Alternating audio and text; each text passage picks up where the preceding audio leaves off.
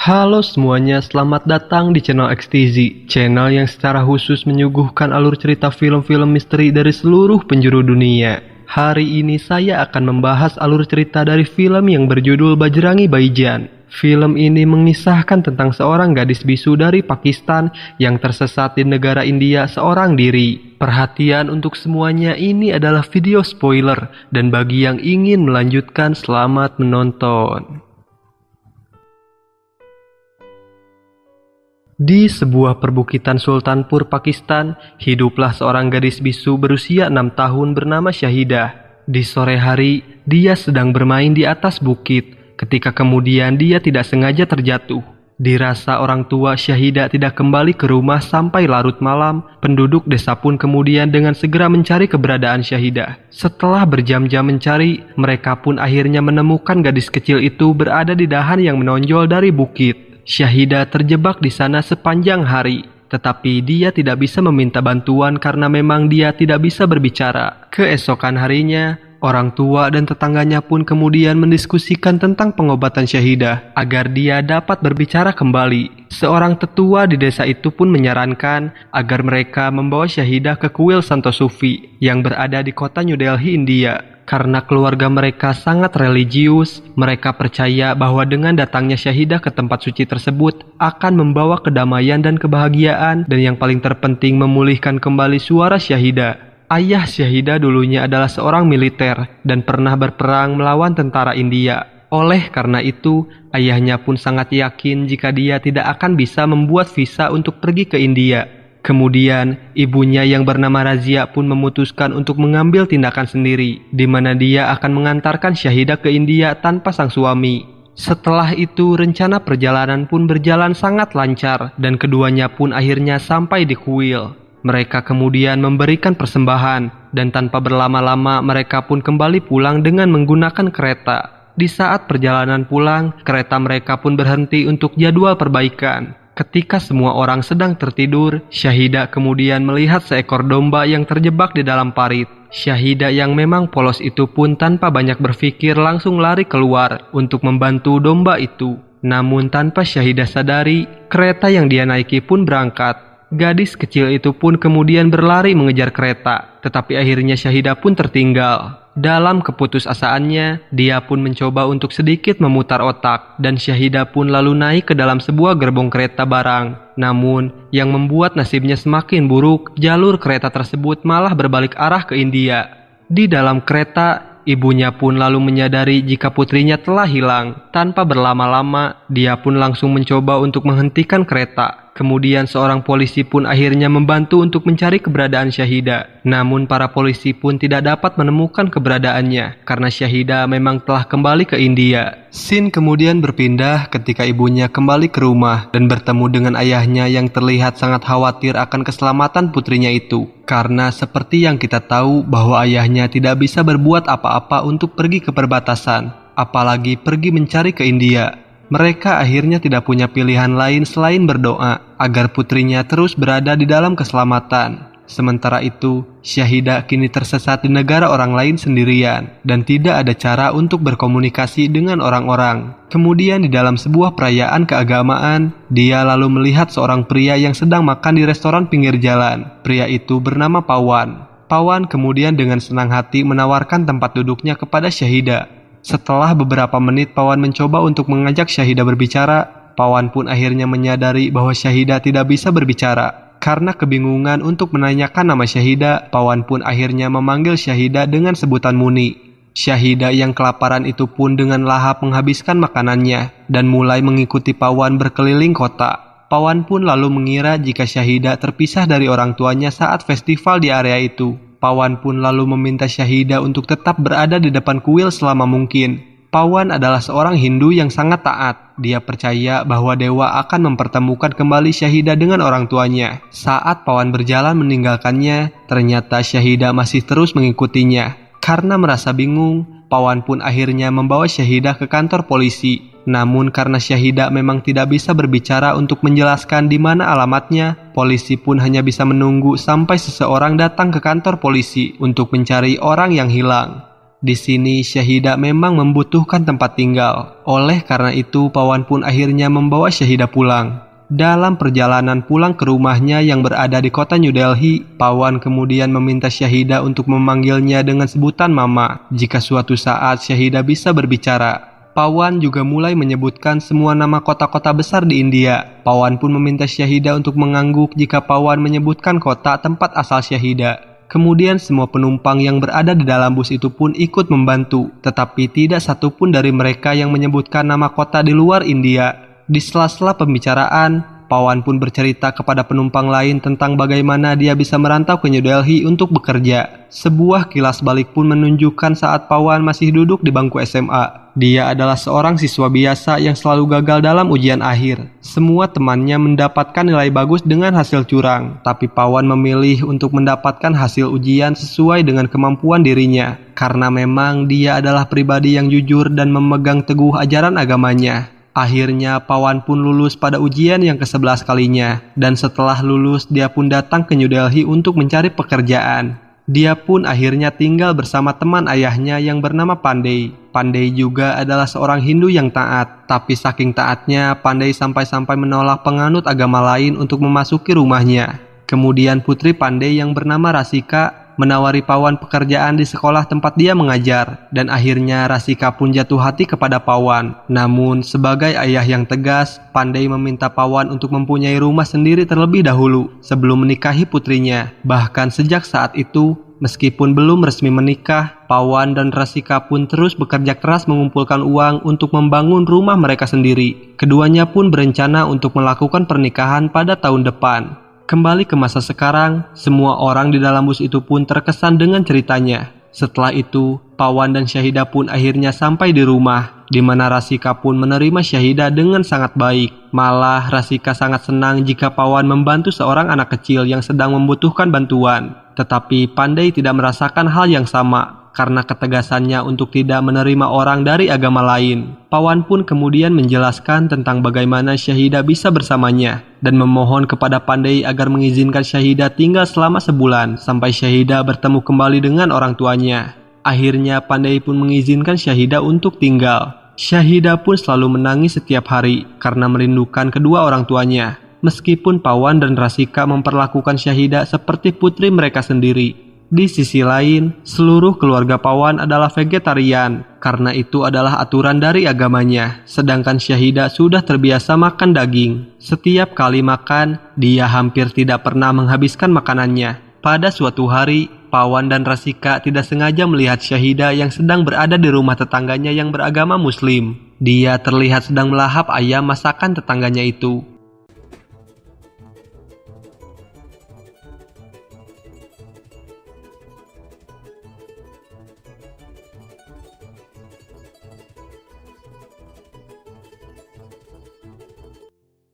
Karena merasa bersalah, Pawan pun akhirnya membawa Syahidah ke sebuah restoran pada malam itu dan membiarkan Syahidah untuk makan apapun yang dia suka. Meskipun Pawan tahu bahwa makan daging adalah suatu hal yang sangat bertentangan dengan agamanya.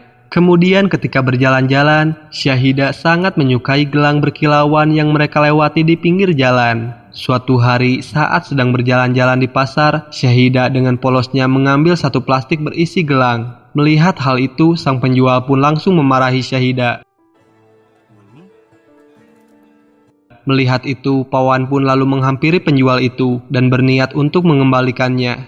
Setelahnya, Pawan lalu membawa Syahidah ke kuil Hindu untuk meminta maaf kepada sang dewa karena telah mencuri. Tapi saat Pawan mencoba mengajari Syahidah cara berdoa, Syahidah malah menyelinap masuk ke dalam masjid di area itu. Melihat hal tersebut, Pawan pun seketika merasa ragu untuk mengikutinya masuk ke dalam masjid.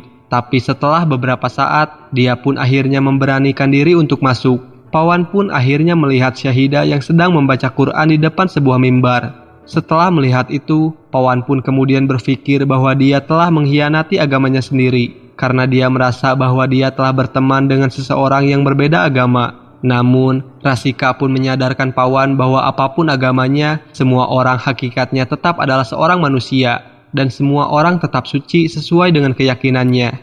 Rasika sebenarnya sangat benci kepada ayahnya, yang seakan-akan mendiskriminasikan orang karena agamanya. Oleh karena itu, Rasika meminta Pawan untuk berbeda. Pawan pun akhirnya mengerti dan berlari ke masjid untuk menjemput Syahidah. Tapi ternyata sekarang Syahidah sudah pergi. Saat Pawan sedang khawatir mencarinya, Syahidah pun entah bagaimana kemudian berlari ke arahnya dan memeluk Pawan dengan sangat erat. Pada saat itu juga, Pawan akhirnya menerima Syahidah sepenuhnya dan menyingkirkan sentimennya terhadap agama lain.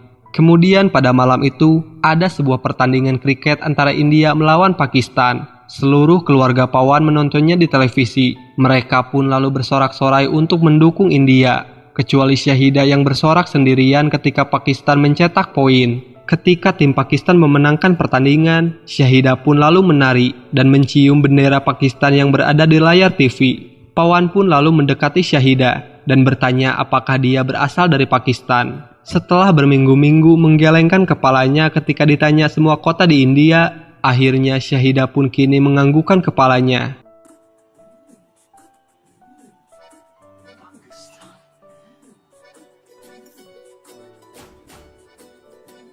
Mengetahui hal itu, Pandey pun kemudian sangat marah. Menurutnya menjadi seorang muslim saja sudah cukup buruk, apalagi sekarang dia tambah marah karena tahu jika Syahidah berasal dari Pakistan. Akhirnya Pandey pun tidak mengizinkan lagi Syahidah untuk tetap tinggal di rumahnya. Pawan pun lalu berjanji akan menyerahkan Syahidah ke kedutaan Pakistan. Keesokan harinya, para pekerja kedutaan Pakistan tidak bisa memberi Syahidah sebuah visa tanpa paspor. Dalam kasus ini, mereka bahkan tidak mengetahui nama aslinya, sehingga pemberian visa pun tidak mungkin dilakukan. Apalagi sedang terjadi kerusuhan di depan kedutaan yang menyulitkan seluruh proses pembuatan visa selama sebulan. Sebagai upaya akhir, Pawan pun membawa Syahidah ke agen perjalanan atas saran Pandey. Agen tersebut berjanji untuk membawa Syahidah ke seberang perbatasan, dan mereka pun meminta 1 lakh rupiah. Merasa sudah terlanjur membantu, Pawan dan Rasika pun kemudian menyerahkan dana yang mereka kumpulkan untuk rumah mereka. Hal ini dilakukan hanya untuk membantu Syahidah. Keesokan harinya, Pawan sebenarnya sangat enggan berpisah dengan Syahidah. Tapi karena itu adalah sebuah keharusan, akhirnya dia pun melepaskan Syahidah dengan sangat terpaksa. Dalam perjalanan pulang, Pawan lalu melihat seorang pedagang kaki lima yang menjual gelang berkilauan. Dia pun lantas teringat Syahidah yang memang menyukainya. Dia pun kemudian membelikannya 1. Namun saat kembali ke kantor agen perjalanan, Pawan pun akhirnya mengetahui bahwa dia telah ditipu. Agen tersebut ternyata telah membawa Syahidah ke rumah bordil dan akan menjualnya ke tempat prostitusi. Pawan yang bersifat tenang itu pun akhirnya kehilangan kesabarannya saat dia melihat agen itu sedang menghitung uang miliknya. Pawan lalu melempar pria itu keluar jendela dan membawa Syahidah pulang kembali. Kemudian tanpa berpikir panjang, Pawan pun memutuskan untuk mengantarkan Syahidah pulang ke perbatasan bersamanya. Meskipun dia tidak memiliki kenalan atau pengetahuan tentang desa-desa di Pakistan, tanpa banyak berpikir, dia pun langsung mengemasi barang-barangnya untuk pergi ke perbatasan. Setelah pergi beberapa mil jauhnya, mereka pun bertemu dengan seorang agen rahasia yang bernama Ali, yang secara ilegal mengangkut orang dari perbatasan melalui sebuah terowongan.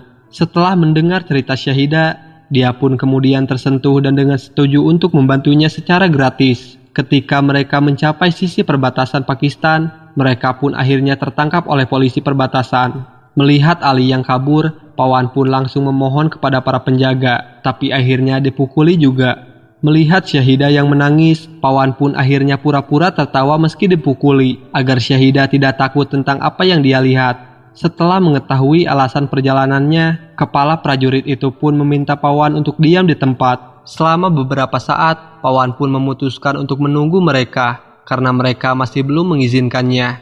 Meskipun ternyata izin pun tidak diterima, dan dia pun akhirnya dipukuli lagi.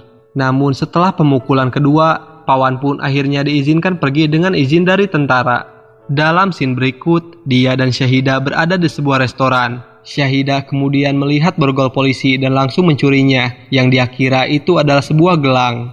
Polisi itu pun kemudian mengetahui perbuatan Syahidah dan menjebloskan Pawan ke dalam penjara dan mencapnya sebagai mata-mata India karena tidak membawa paspor.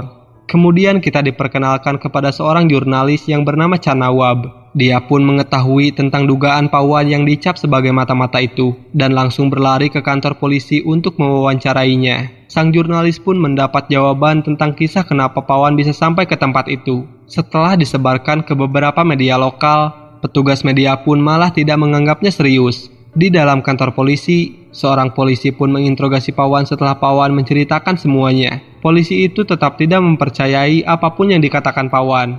Tiba-tiba Syahidah melihat gambar pada sebuah kalender, dan ternyata gambar pada kalender itu adalah foto dari desanya sendiri. Melihat hal itu, Pawan pun sangat bahagia. Namun polisi tersebut dengan secara paksa menyuruh Syahidah untuk berbicara. Pawan pun terlihat sangat marah dan langsung menyerang polisi itu. Namun tanpa ia sadari bahwa hal itu malah akan mengundang lebih banyak masalah bagi dirinya sendiri. Setelah berhasil memukuli petugas, mereka berdua pun kemudian melarikan diri. Nawab yang melihat pelarian itu pun tanpa basa-basi, dia pun langsung membuntuti dari belakang. Mereka berdua pun kemudian menaiki sebuah bus. Di sini, Pawan lalu menunjukkan tujuan mereka kepada kondektur dan juga menceritakan kisah Syahidah. Setelah mengetahui bahwa Pawan sebenarnya adalah orang baik, Nawab dan para penumpang lainnya pun memutuskan untuk membantu Syahidah. Mereka pun akhirnya menyembunyikan Pawan dan Syahidah di atas bus ketika polisi datang untuk mencari mereka. Pada malam hari, Nawab, Pawan, dan Syahidah kemudian menginap di sebuah masjid. Seorang ulama bernama Azad juga membantu mereka dan menyembunyikan mereka dari polisi yang terus-terus mencari Pawan yang sampai saat ini memang masih dianggap sebagai mata-mata. Kemudian salah satu dari murid Azad melihat tulisan Swiss pada gambar yang menurut Syahidah adalah desanya. Mereka semuanya pun kemudian berdiskusi. Setelah itu Azad lalu mendandani Pawan dan Nawab dengan pakaian burga dan berhasil mengantarkan mereka pergi menjauhi kota tanpa sepengetahuan para polisi. Pawan yang beberapa minggu lalu tidak mengenal Islam merasa aneh dengan pakaian adat Islam. Karena merasa bersalah, dia pun kembali meminta maaf kepada Tuhannya. Tapi dia siap melakukan apapun untuk Syahidah. Selama beberapa hari berikutnya, Pawan dan Nawab pun mengajak Syahidah ke beberapa tempat berbeda, sambil bertanya-tanya kepada semua orang apakah ada yang mengenali Syahidah. Nawab pun sambil mendokumentasikan perjalanan mereka dan sesekali bertanya tentang kisah keduanya. Dia mencoba menjual video dokumenter tersebut ke saluran berita, tapi saluran berita menolak untuk menayangkannya dengan alasan bahwa video itu sangat membosankan. Kini, Nawab harus mencari cara lain untuk menyebarkan kisah Pawan dan Syahidah, sehingga orang-orang di internet dapat membantu. Suatu hari mereka pergi ke sebuah masjid, di mana mereka melihat polisi yang sedang mengejar mereka. Nawab pun akhirnya menyadari bahwa teman juru kameranya lah yang telah membocorkan keberadaan mereka kepada para polisi. Ketiganya pun segera melarikan diri dari masjid tersebut dan memberikan informasi palsu kepada juru kameranya untuk mengelabui para polisi. Setelah itu, ketika mereka bertiga sedang melihat kembali rekaman video saat mereka sedang berada di masjid, ketika itu juga ternyata Syahidah langsung mengenali ibunya, yang kebetulan terekam di salah satu klip. Pawan dan Nawab pun melihat ibunya yang sedang menaiki sebuah bus tertentu. Keesokan harinya, mereka bertiga pun langsung menemui sopir bus dengan jenis yang sama. Saat ditanya, sopir itu pun kemudian menyebutkan semua desa yang menjadi rute hariannya. Salah satunya adalah Sultanpur, yang langsung dikonfirmasi oleh Syahidah bahwa dari sanalah dia berasal. Mengetahui hal itu, Pawan dan Nawab pun akhirnya berpelukan dengan sangat bahagia. Mereka pun akhirnya mengetahui akhir dari tujuan mereka. Nawab juga mengunggah video dokumenter tersebut di YouTube, tapi hal itu malah membuat polisi mendapatkan petunjuk lokasi mereka melalui video tersebut. Dalam perjalanan menuju Sultanpur, bus itu pun kemudian dihentikan untuk diperiksa. Karena sudah tidak ada jalan keluar, Pawan pun lalu menemui polisi dan berpura-pura melarikan diri. Saat para polisi itu sibuk mengejar Pawan, di sisi lain, Nawab pun membawa Syahidah dan langsung mengantarkannya untuk kembali ke desanya. Dalam adegan ini, kita melihat Syahidah yang berlari ke arah ibunya. Mereka berdua pun sangat bahagia melihat satu sama lain. Namun di scene ini, Pawan harus dengan rela dipukuli oleh para polisi.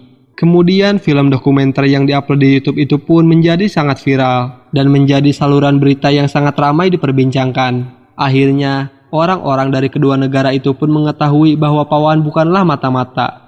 Nasib Pawan pun kini harus ditahan di penjara karena telah membantu Syahidah. Baik masyarakat India maupun Pakistan memberikan seluruh dukungannya kepada Pawan, tapi para pejabat Pakistan menolak membebaskannya. Polisi itu pun menyiksanya di penjara, memukulinya berjam-jam, lalu menenggelamkan kepalanya, dan membuatnya kelaparan. Nawab kemudian mengunggah video lainnya, kali ini di media yang lebih besar. Dia meminta seluruh masyarakat untuk berkumpul di perbatasan dan memastikan Pawan sampai di rumah dengan selamat. Rencananya pun berhasil, dan beberapa orang dari kedua negara itu pun datang ke perbatasan secara berbondong-bondong. Rasika dan keluarganya pun juga termasuk di antara kerumunan yang menunggunya pulang. Akhirnya, para pejabat negara pun harus mundur. Kerumunan itu pun kemudian bersorak meneriakkan nama Pawan. Saat dia berjalan ke perbatasan, kemudian kita juga melihat Syahidah di antara kerumunan.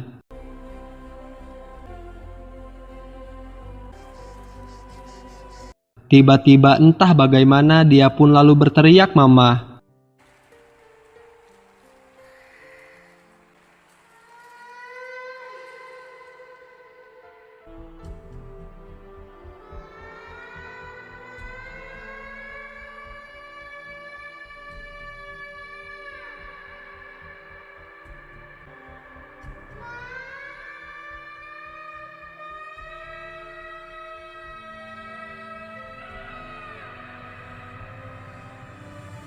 Nama yang Pawan ingin dia panggil saat pertama kali mereka bertemu. Kerumunan itu pun lalu terdiam saat Syahidah untuk pertama kalinya mengeluarkan kata selamat tinggal.